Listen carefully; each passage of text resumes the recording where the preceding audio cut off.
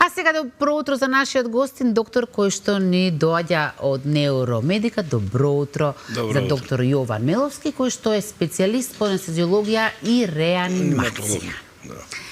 Ке зборувате конкретно за вашата улога, така? Улогата на анестезиолог. Да приближам мојата професија, нели?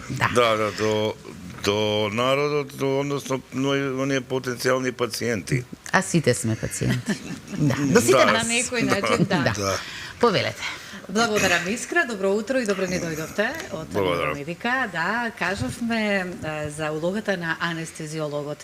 Вие сте, мислам, дека вистинскиот човек кој треба да говори токму за улогата на анестезиологот, со оглед на тоа дека во оваа ваша професија сте од далечната 89-та година. Уште од времето, ке кажеме, на Југославија, да. До сега, сигурно дека многу медицината секојдневно дори носи новитети. Кој знае ни што сте, вие сте поминале секако соочувајќи се со сите оние новитети кои што го носи времето. Меѓутоа, еве, за вас и за вашата професија, анестезиологот и неговата улога во медицината. Да, медицината би можело да се каже. Знаете, анестезија е збор кој представува една процедура во лекувањето на пациентите. Интересно е тоа што анестезиологот не е терапевт. Терапевтот е хирургот. Оној што поставува индикација за операција. Би сакал да кажем, меѓународно е расширено мислењето дека е тоа опивка. Да. Суштински е точно. Почетокот на анестезијата била како опивка, една рауш маска на кој се капало етер. Тоа е опивка, тоа е спие, да. Сега тоа ни останало како некаква си стигма, меѓутоа развојот на нашата техника, развојот на средствата за анестезија, развојот на... Како што кажав, од времето па до денес. Тоа има огромна еволуција и денеска веќе анестезијата веќе е во една сосема друга позиција од тогашната. Така да во овие процедури кои што се следуваат од како пациентот ќе биде индициран за операција, односно кај него ќе се утврди дека преку оперативен захват треба да се заврши лекувањето, тој доаѓа кај анестезиологот. Хирургот го упатува кај анестезиологот. Што е она што вие во тој момент треба да го сторите како анестезиолог? Ајде да појасниме. Две работи се. Прво, тоа е моје интервју, разговор со пациентот, за неговото минато, медицинско минато и минато на лекови, примање на лекови. Значи, она се тоа што мене ме интересира и кое би можело да доведе во опасност животот на пациентот. Тоа е она што мене ме интересира и го истражувам преку тие прашања. Прво прашање кое го поставувам кај пациентите е дали сте биле на операција до сега. Добро. Ако бил, кој тип на операција? Може да биде спинална, може да биде општа. Најчесто се општи, подопшти анестезија. Општа разбираме целосна. Целосна анестезија, тоа ќе го појаснам наредно, пошто дојдеме до тоа. Друго. Второ, дали се лекува во болница, односно дали имал некоја посериозно здравствено нарушување, кој побарувало лекување во болнички услови. Дали пие некои лекови, редовни, како од профилот на антихипертензиви за притисок, шеќер, реуматика, антиаритмици, антикоагуланти, тоа се лекови кои што можат да ми нарушат процедурата во операционалната сала. И ако такво нешто постои, ние со наши техники, договор со пациентот и хирургот, тие работи ги исправаме тековно. Не може да објаснам секој поединечно, зашто е многу. Значи тековно ги исправиме, да речеме. Но сепак овие пациенти кои што ги споменавме, кои што примаат лекарства и сето ова што сега го споменавме, вие како анестезиолог точно знаете според лекарствата како вид на анестезија треба да се даде и што е она што го практикуваме во моментот. За да не дојде нели до животна загрозувачка состојба. Сега На основ на историјата на пациентот, јас понекогаш има потреба од преглед.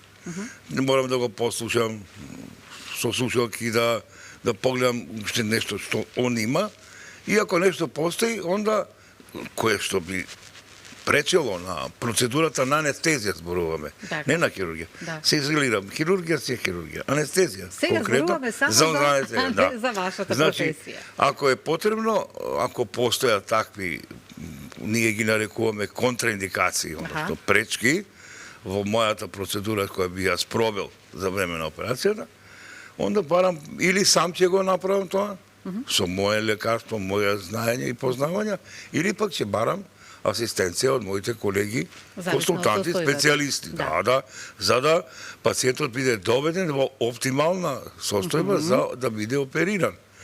Хируршкиот дел, хирургот ќе се го заврши.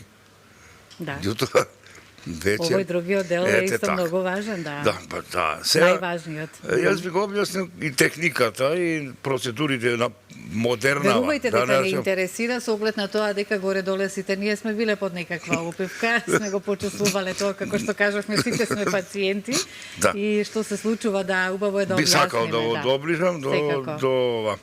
Мака сега, значи, нашите средства со кои што јас располагам, и ние колегите анестезиолози располагаат, се од профилот на хипнотици, како што е диприванот, ние го викаме диприван. Тоа е другото име маци, го знам како диприван. Потоа располагаме со седативи од бензодиазепинската група, со нив работиме и често, не аменуваме. За оние за оние лекови што ги потребуваме за да пациентот биде доведен во состојба на анестезија. Така. Потоа аналгетици. Сите го знаат фентанилот, сега американци го многу рекламираат. Али тоа е лек кој што ние го потребуваме за оперативна процедура, и фентанилот има неколку форми. Едната форма е обичниот фентанил, имате фентанил кој што е силен, значи обичен, и уште еден, ние го викаме ремифентанил, тој е негде 100 пати посилен од обичниот фентанил, меѓутоа многу пократко трае, многу брзо настапува неговото дејство, а многу брзо прекинува. Вие знаете за каков вид на операција треба да станува збор и каков вид на анестезија да се даде опивка, со оглед на тоа колку часови се нели потребни за оперативниот зафат. За некој треба можеби пократок период, а за некој треба многу подолг период. А сега тука што правиме? Вака, анестезиологот мора да познава структурата на операцијата. Не ви е лесна и вас работава според тоа што го зборуваме? Не, ќе ви кажам, не е за лесноте, мене ми е лесно се, пошто ја сакам мојата професија. Да, верувам, Меѓутоа треба да сме многу сконцентрирани и специфични, сакам да кажам, Значи, анестезиологот мора да познава операцијата, структурата на операцијата. Да го доближам тоа. Имате хируршка болка од 1 до 10. И сета таа болка поминува низ процедурата на анестезија. Нивото на длабочина на анестезијата зависи од хируршката болка. Ако јас видам дека хируршката болка ќе настане, јас само ја продлабочувам состојбата на пациентот. Кога ќе почне хирургот да излага од операцијата, односно се превршува, тогаш јас ги прекинувам лековите, полека пациентот тие лекови ги одработува, и после да се буди. Сега би сакал да ви објаснам процедурата конкретно, како еден пациент доаѓа до стол. Ајде да слушнеме, Еве и јас како сум дошла до таа улога, Откако мојот интервју ќе заврши и видам како пациент кои се неговите минато фармацевско и медицинско, и анестезија прогласува, анестезија прифаќа. Односно, и јас прифаќам да водам анестезија кај пациентот. Често пати меѓу народот кажуваме кој ти даваше анестезија. Тоа е погрешно. Тогаш давање не е тоа боза. Од чашка. Анестезија се води. Токму тоа се водење на анестезија. Анестезијата се води низ хируршкиот третман, односно низ операцијата. Пациентот доаѓа до одделот, пречекува сестричката, повторно се прашува алергијено, сестричката има налог од мене да уште не се праша. Знаете, често пати пациенти везбунети, згржени, ќе пропуштат да кажат. Можете да заборават па да настане, не дај Боже, да, и мојата соработка со сестричката, која што ќе го прими и го спреми пациентот, е да уште еднаш ја праша. Така, пошто нивото е поинакво, полесно после опуштава пациентите. Пациентот се спрема, се става облека негова, значи спаваче и како што иде за сала операционна. За операционата сала. Јас имам процедура, например, уште во собата, кај што е пациентот, кај што лежи, да се босне вена и да се даде антибиотик, од прилика према договорот со хирургот. Али битно дека инфузија мора да има. Се симнува пациентот у сала, се поставува на стол, прво што се дава е седативот, бензодиазепински препарат. Ние го викаме мидазолам. Сега не знам колку ќе им значи името на пациентите, меѓутоа тоа е моето име. Многу брзо заспиваме. Па еве се, ова е тоа што вас ве спушта. Во секунд, само што ќе те прашат како Кога ќе дадете мидазоламот, пациентот чувствува како да се напил една чаша виски. Така, најаноќ на сака отприлика е приближно чувството, потоа се дава аналгетик, значи во комбинација. Ние го викаме фентанил, тоа е аналгетик. После 2 до 3 минути, откако ќе видам пациентот на која позиција, значи, обично потонуваат од овие две лекарства, две работи се мерат. Пулсоксиметријата, неговото дишење, да не сум претерал, и неговиот притисок кој што е тековен. Значи, редовно го мерам секој 5 минути притисокот на пациентот и за време на операцијата. Така. Потоа се дава диприманот, тој лекарство е хипнотик, односно со тоа лекарство пациентот заспива. У суштина, диприманот е лекарство кое што ја одвоја кората на големиот мозок, сивата мозочна маса, од белата. Он е тој што ја блокира сивата маса на мозокот и субкортикалните јадра, со тоа што он доведува и до падна притисокот кај пациентиве. Примерно, ако имате вие пациент со 160 притисок, кој што не е баш така пријатен за анестезиологот, со давањето на диприманот, тој притисок може да падне и до 70. Зависно како го давате. Се веќе тоа се малку тајни на нашиот занет. Меѓутоа тоа е за пациентот и разбирливо. Потоа пациентот се додава уште малку аналгетик и се објавува дека пациентот припаѓа на хирургот. Дотоа беше мој. Додека во да болетезе. Потоа објавувам дека го кажам на колегата, пациентот е ваш, идемо дале. Мојата работа си ја заврши. Не, мојата работа е уште. Вие сте присутен секогаш во операцијата. Тука нема мрдање. Тука чим влезам ја во анестезија, ја пациентот веќе... Да, си појасниме, да знаеме. Да, не можеме да оставам неговите витални параметри да ви ги нема мрдање, сакам да. Да.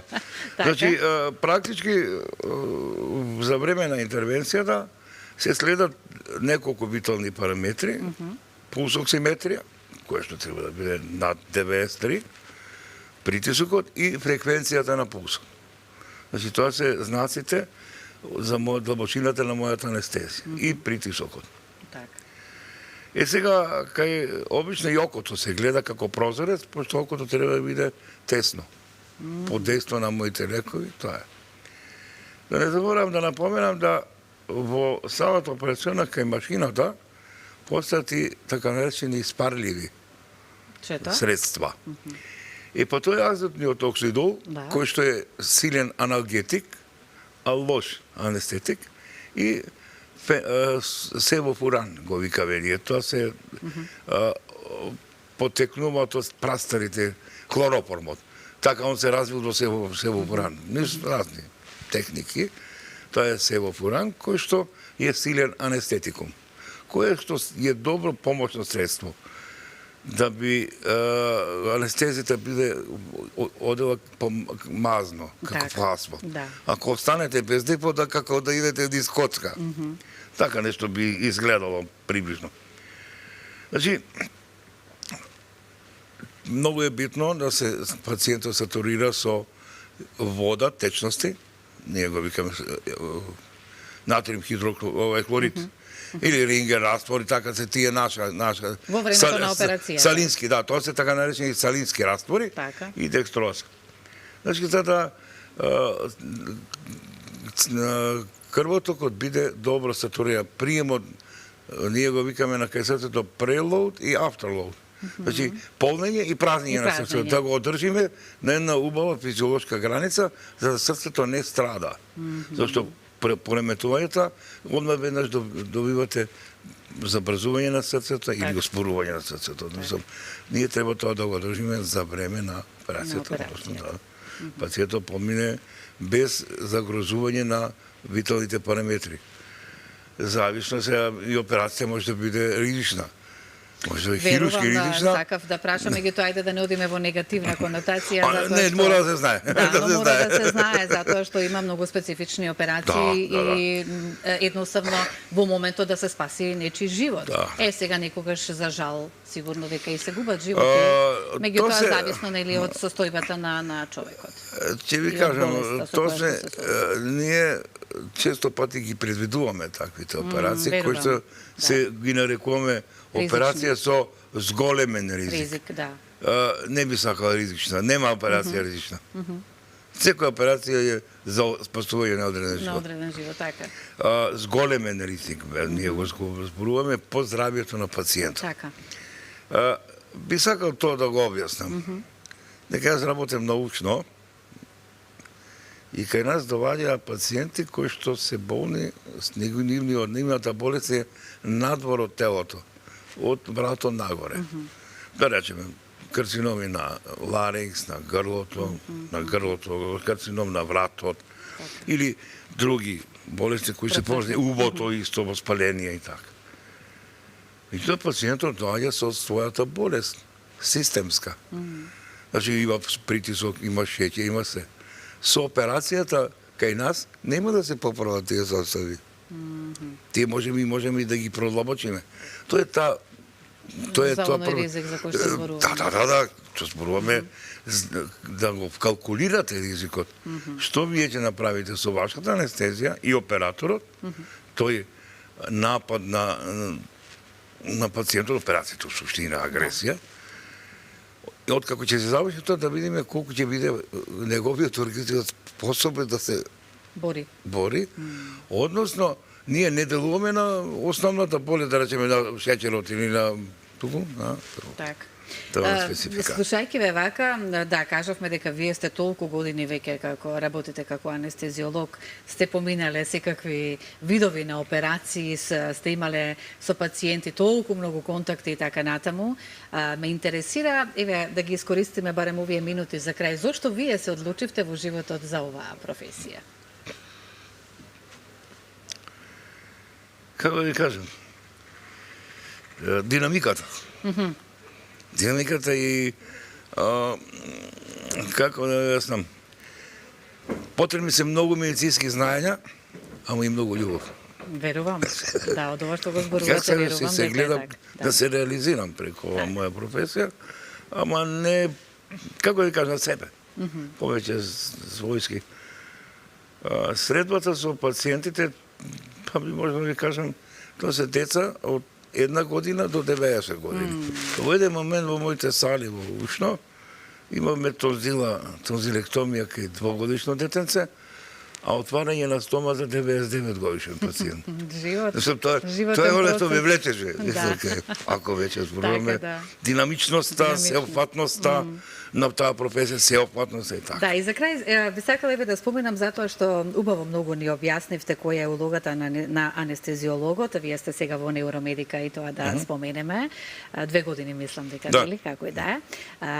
Еве, од едно свое лично искуство, па би сакала да ве прашам, кај пациентите секако дека анестезиологот, нели, кога доаѓа прашува за лекарствата, имаше пациентка која се имаше напиено од овие што се за настенка, нешто ја вратија назад, не ја оперира.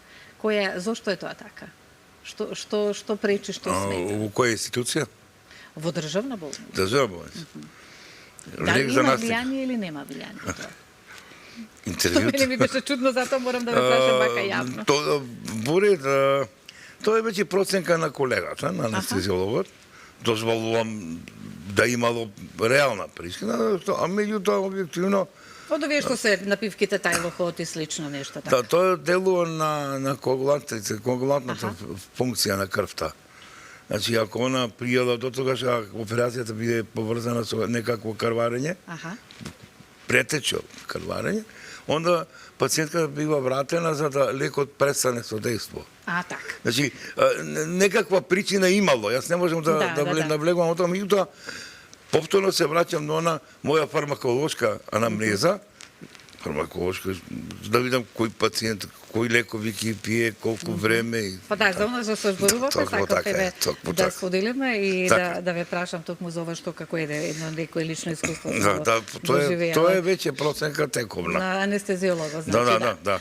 Многу ви благодарам, но тука времето ни истече, но вие многу убаво објасневте, како што кажав, и вака народски да кажам, за да сите убаво разбереме за вашата улога и сигурна сум дека многумина од нас, како јас и останати други гледачи, поминале ова што го зборуваме и точно знаат, меѓутоа кажавме и кога спиеме, кога сме под опивка, што е улогата на анестезиологот во тој момент. Да, тие витални функции.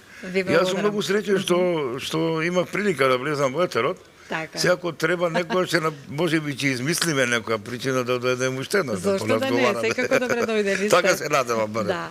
Добре дојдени сте, многу ви благодарам и секако и уште години успех во вашата работа. Успешна работа. Ќе се потрудиме. Верувам.